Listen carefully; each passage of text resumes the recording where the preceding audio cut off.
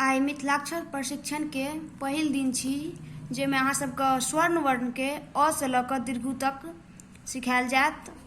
अहाँ सब अभ्यास करब। देखियौ, एना के एकटा आकार बनेबै और एमे एना के दू जकाँ बनबैत एना के ऊपर लऽ जेबै। एने एकटा बनेबै और एना के लिए फिर एमे एना के दू जकाँ करैत नीचा एना के और एना के एमे वाई जकाँ बना देबै। ई भऽ गेलै आ।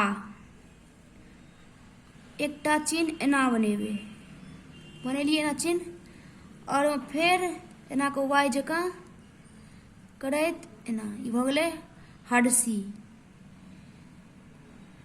फिर ओने चिन्ह बनतै एकटा, ओहो में एना के वाई जकाँ और एमे एकटा फिर एना के नीचा से करबै।